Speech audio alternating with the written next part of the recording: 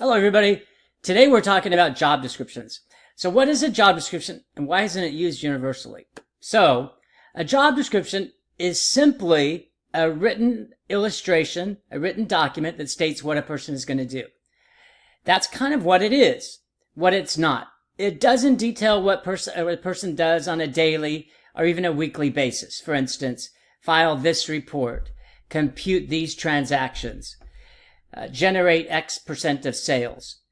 So it's not specific, but it's not meant to be specific either. It's meant to give the broad parameters of the duties and then to detail what a person's background needs to be in order to be successful at that job. So it's two-component. So we'll start with the announcement itself, which usually is a 1 or 2 sentence overview of the job. This job is managing the accounting department of a municipal agency. Then the next aspect of a job description usually talks about supervision, both who you supervise and who supervises you. Then we get into the essential functions. The essential functions are those duties, it's a legal term by the way, it's those duties that if a person could not perform these duties, the job would not exist. Called essential functions, essential to the nature of the job, essential functions. There's usually 3 to 6 essential functions, not very many. Remember, if a person could not do these duties, these essential duties, the job would not exist. It's essential functions.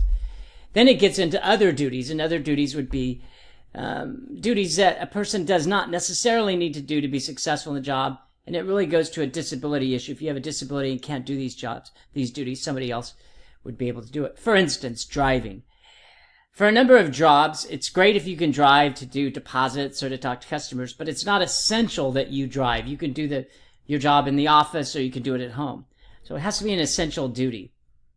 Other duties are other duties that they may assign to you as long as you have the mental or physical ability to do it. Then it gets into what we call the qualifications. So now that we know the broad parameters of what somebody's supposed to do, then we figure out, well, what kind of person would we need in order to do these jobs? And it starts with the knowledges, the skills, and the abilities. So when you go out to recruit for somebody, this is what you look for. You're looking for these types of knowledges, these types of skills, and these types of abilities. Also with the qualifications is going to be your educations and experiences.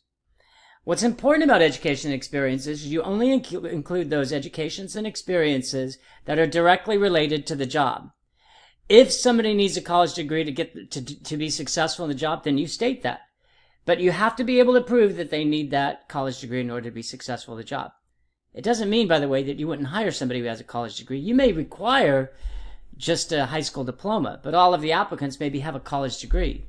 And so you've raised the bar in the recruitment process. But in order to be successful in the job, you may feel like you don't need a great deal of education or experience. The last thing is working conditions, and this again is a legal term.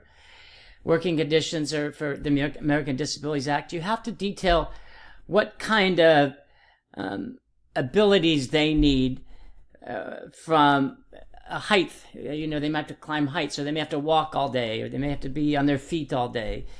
They may be required to hear or to taste something or to see.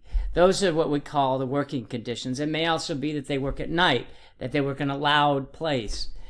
That's what we mean by working conditions. So those are an overview of a job description. Certainly we talk more about it as the class goes on, but wanted to provide that to you. Any questions? I'm always here for you. Everybody enjoy the day.